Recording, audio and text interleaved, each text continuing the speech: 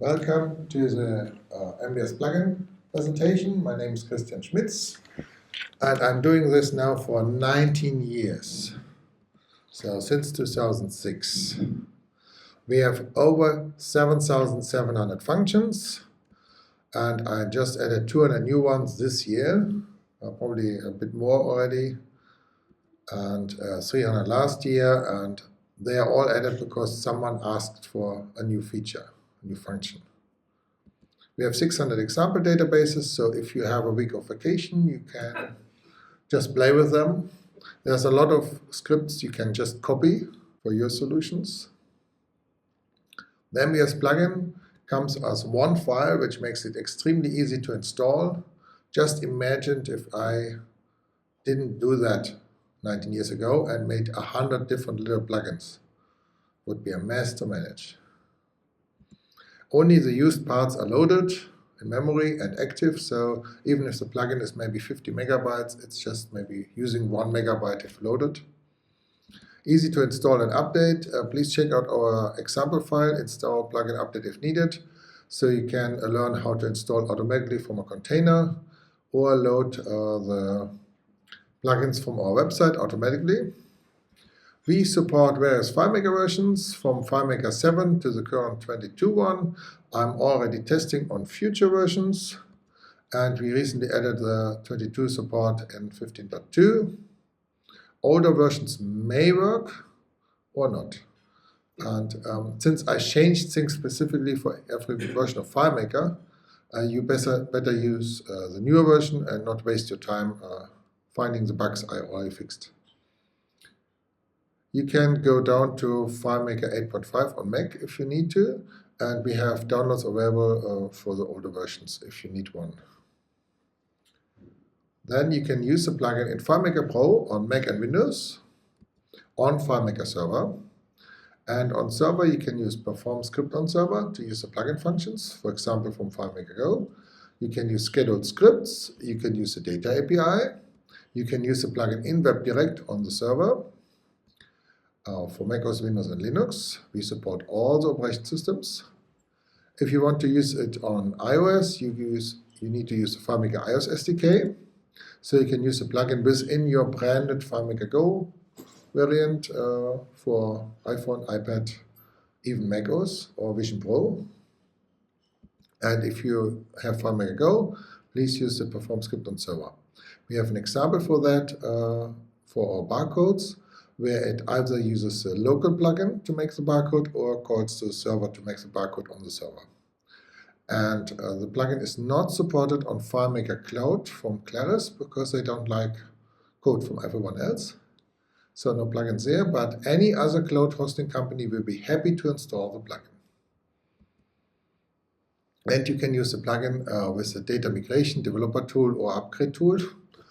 If you want to migrate a database which uses plugin functions and there are calculations needed to be done automatically for adding records, the plugin can be called by the tool. Then the plugin comes with one central MBS function, also one script step, and you just pass the function name as a first parameter, and it can come from a calculation or a field, so you can very dynamically decide what to call. You should check for the error flag, which is preserved by the plugin per script, or no, per thread.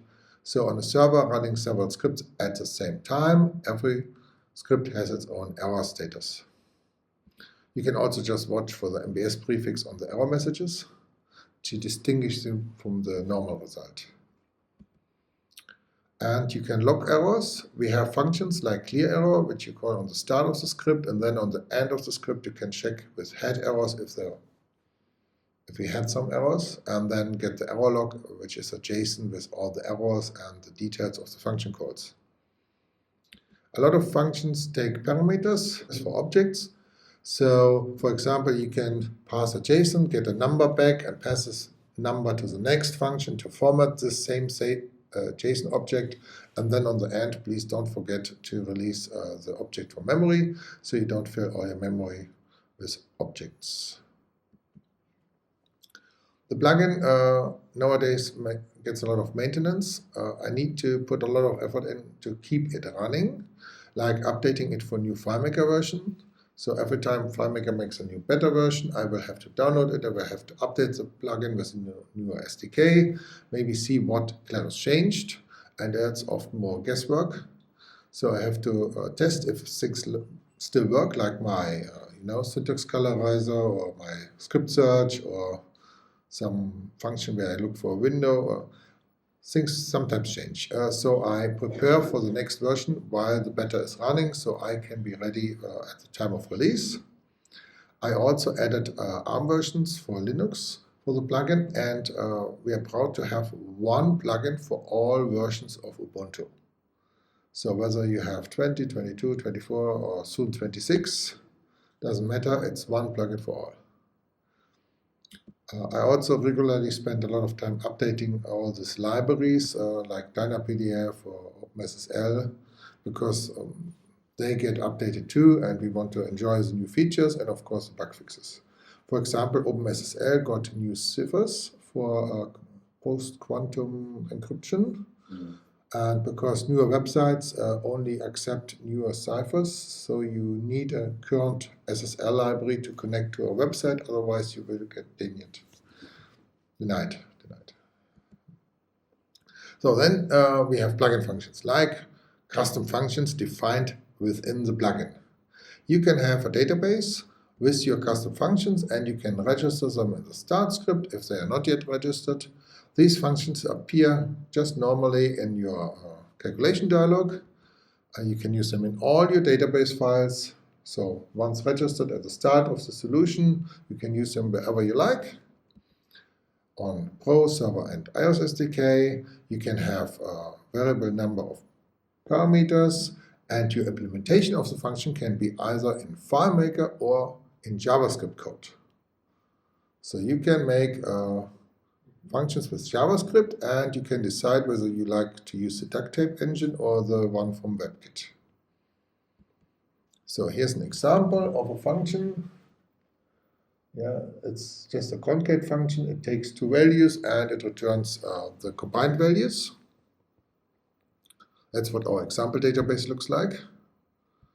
And then we have a function joining a variable number of arguments. And this one uses our plugin functions to ask for how many parameters we have, and then ask for each parameter in a loop. Then we have one which uses concat with JavaScript. So we define a JavaScript function. There can be more code there for JavaScript, and you can even have persistent sessions. So you can store a value in your JavaScript context in one function and then use it in other functions. Very handy if you like to get more JavaScript into FileMaker. Then we have a lot of functions for iOS, like we have the list dialog for iOS, like we have this list dialog to pick your values on Mac and Windows for a long time, and now we have it for iOS.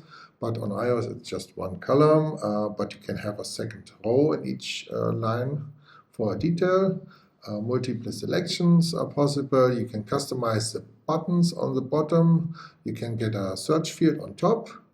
And that's a great utility if you need the user to pick something from a list, like here countries or whatever, without switching the layout in FileMaker, without opening a card window. Like you can at any point just call a let statement and call the MBS functions to pick something.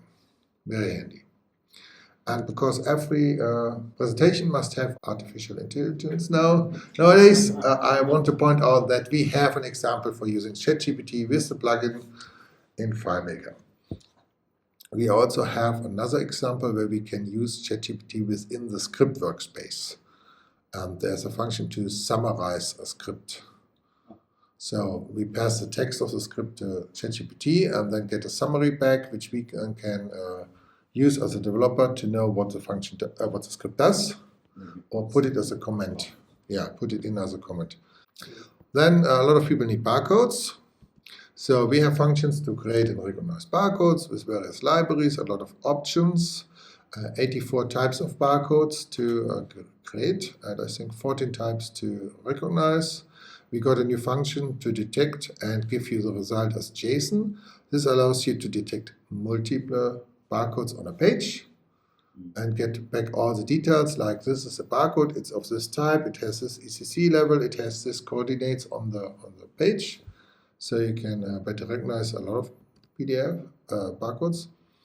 Then we have JSON options, so you can get the vector drawing commands, and this allows you to do things like this circle barcode, the QR code with circles, very handy for a lot of things, like you can decide whatever. I mean, some people do fancy drawings like a company logo in the middle and align it perfectly.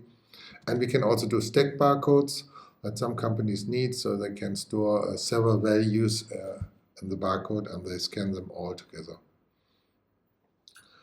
Then if you are interested in using XML in FileMaker, we have an integration with the section library. So you can have not just XLST1 as FileMaker does it, but you can have version 3, which can do much more. And also you can have XQuery 3 for your queries within an XML document. We support XSD for the schema definition, and you can use XPath to get values from a document. And we support section version 12.8 currently, or isn't it 12.9 nowadays? And soon they will have 13. The section library gets updated frequently, and I have to adjust the plugin. And you can download the current libraries on our website. I have a bundle there, all the different DLLs and dilibs. So you have one download with the libraries. And optionally, you can also use the XML functions with JSON as input. So you can apply whatever XML transformation you need to do on some JSON content. The license is separate from the plugin. You can try before you buy anything and just play with the licenses. And for example, we can use Saxon to work with electronic invoices in Germany or France for Zugpferd or Facture X. We have this example which transforms the invoice directly into HTML to display, so you have a quick preview of the invoice. And we have the validation thing, where we can first validate the invoice against the schema, and then we have a second transformation which validates it against the business rules. So the schema will check for, is it valid XML, and then the business rules will say, well, is the Fed ID in the correct format, or is the required fields filled in with a value? So we can validate the invoices and make sure that we only accept invoices that pass the validation. Otherwise, maybe in 10 years when we get a tax audit, we make it in trouble. Then we have overlay windows, which allows you to have a custom window without a widget or frame. So you can show whatever you like on wherever on the screen you like. You can make a window on the screen. You can have transparency. You get script triggers if the mouse is moved in, if someone clicks on it, so you can decide what to do. You can make a button bar this way, for example. You can position it near FileMaker windows or controls, so you can say, click here with a red arrow next to the button, for example. It's great for splash screens or tutorials, and you can use it as a drag and drop target. So you can say drop files here to import on your little window, and you can use web view as content, so you can show HTML there and use JavaScript. So let's continue. We have a lot of for PDF. DynaPDF is a great library to use to do PDFs with FileMaker. And we got a couple of examples for here electronic invoices again. You should check them out if you need to read or write such an invoice. Then we have complex rendering options currently for Windows. They may come soon for Mac when we have the time for that. The complex rendering allows you to run text from right to left in languages like Hebrew, and it helps with a couple of things, like if you want to write a character that isn't in the current font, we can substitute with a different font, and some other little things like, you know, if there's one character coming there and the next one, and they can be joined together as one character and displayed in the PDF, that's also done with complex rendering. Then we have render job, which allows you to render pages in the background. So your script doesn't need to wait, the plugin does it on a separate CPU core. And then when it's finished, you get a callback, and we have an example where it renders hundreds of pages within seconds in the background, and the user doesn't need to wait and can just start reading the first page while the other pages are rendered. So we have the content parser. You can find and replace texts. You can extract or replace and delete images, which is also very handy if you need to modify it. And recently we got incremental updates. So you can load a PDF with a signature. Then you can add additional text like a second signature, and then save the new PDF. And then we have something people waited for a long time. Round edges for your card windows, for Mac, Windows, and now iOS too. So Claris didn't do that. I don't know why, but people asked for it, and the plugin just adds the round edges to the window. So you show the card window, you call the plugin function, it adds the round edges, and then you enjoy it. We also have this script trigger for when the user clicks outside the card, so you can close it then. Then curl. Curl is a fantastic library to up and download data with HTTP or FTP or send emails. We have a new email example for Gmail with open authentication, and of course Office 365 with open authentication. So you can log into your account and you can get a token and use this token to send the email. When you do an IMAP upload, for example, you want to put an email in the sent folder, you can include some flags to mark it as either new or seen or whatever, archived. And if you use secure transport in curl, this is going deprecated and removed for the next version, because that's an older SSL library from Apple which doesn't support TLS 1.3. It's a bit outdated. So, but we have a replacement. So JSON. Everyone loves JSON. You can use a plugin, insert, update, or delete records using JSON. Like this. You have some JSON from a web service or whatever, and you can just tell the plugin, make a new record or make several records. Then if you have JSON arrays, you may want to use a slice function, which can help you to split a part of the array into a new array. Or you can use JSON to CSV. If you need to export some data as CSV and you have JSON for this. And we also have our JSON set variables or clear variables, which allow you to create local variables in your script for the values in the JSON. Then we have a couple of smaller things in the plugin, like I got the tidy library to clean up HTML and XML, which also can be used to convert HTML to JSON.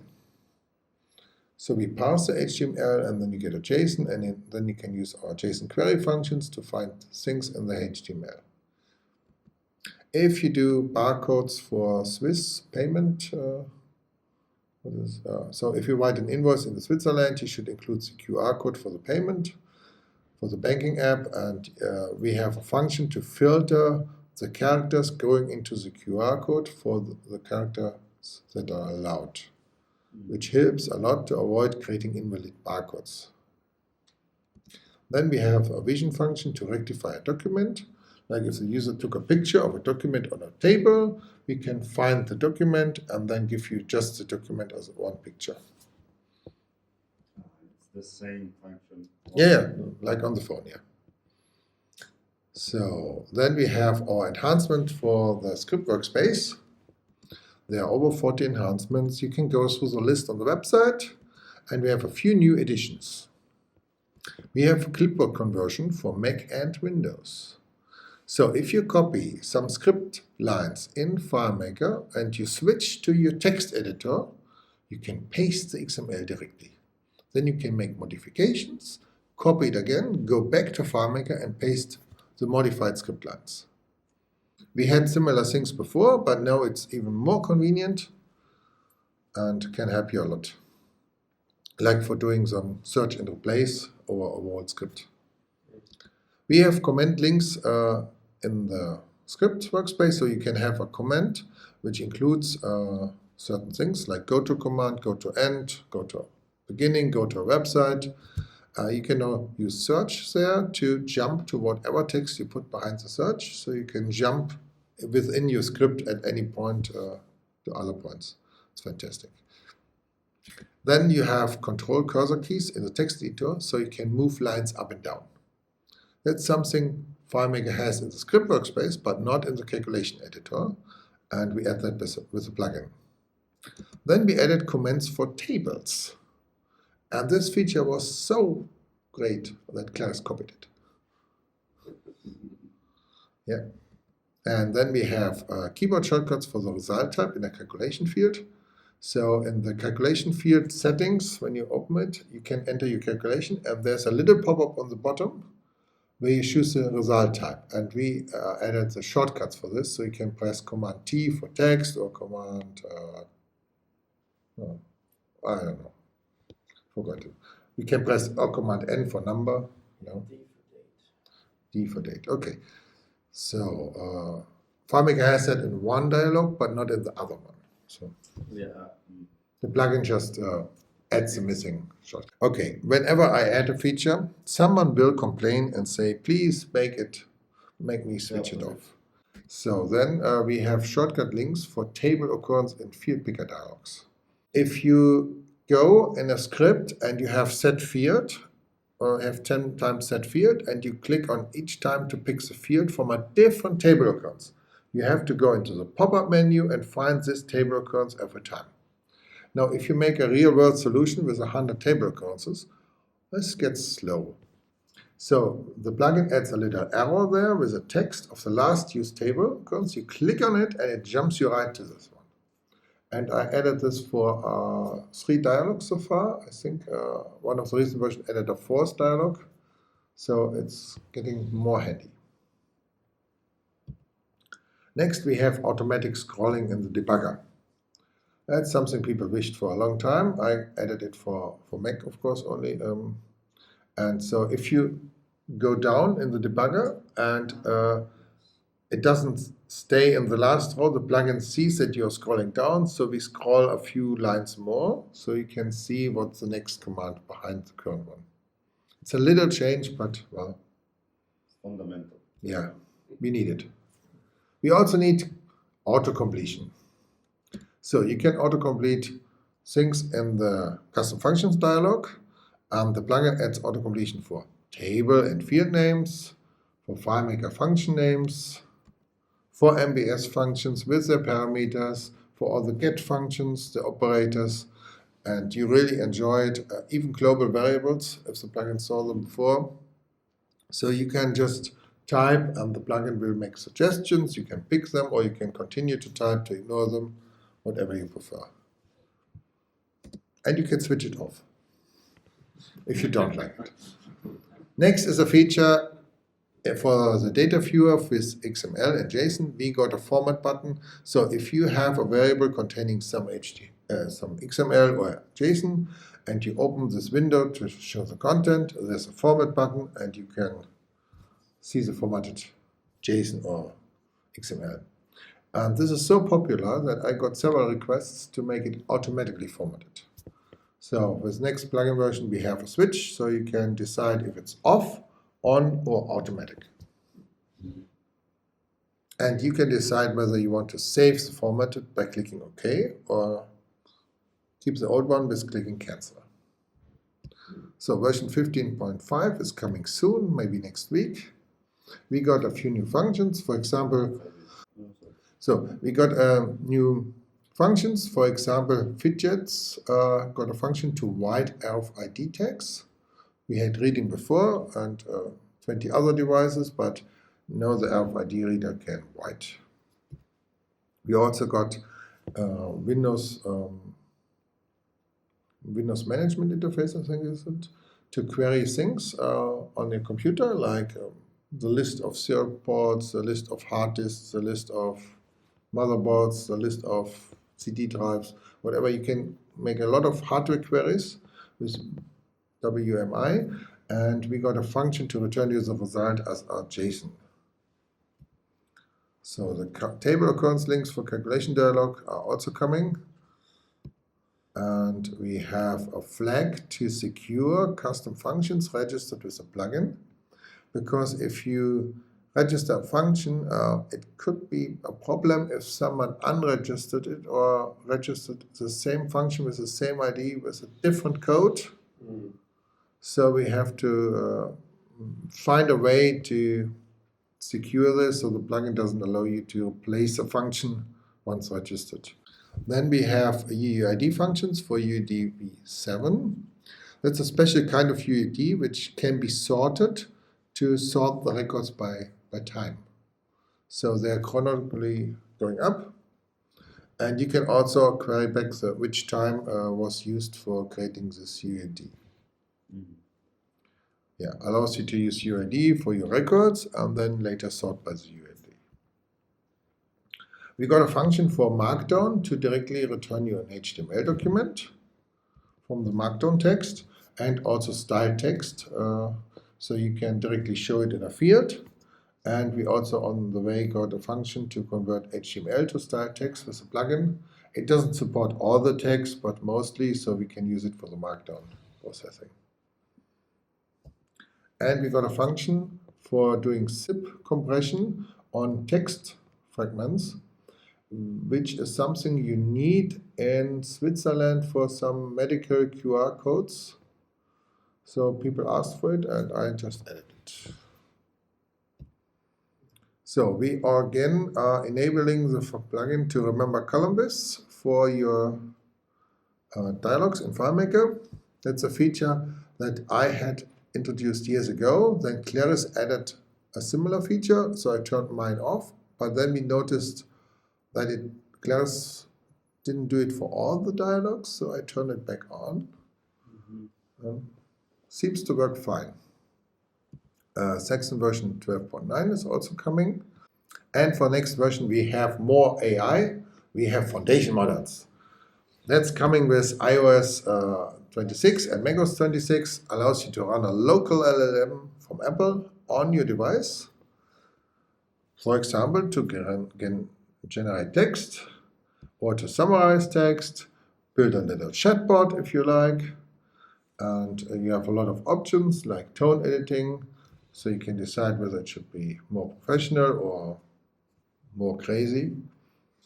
You can also use it to translate text, and we have a nice example file for this. So if you want to try a local LLM on your Mac on macOS 26, please do so. It may be useful. And the example also does something for invoices, like when we do an OCR of an invoice.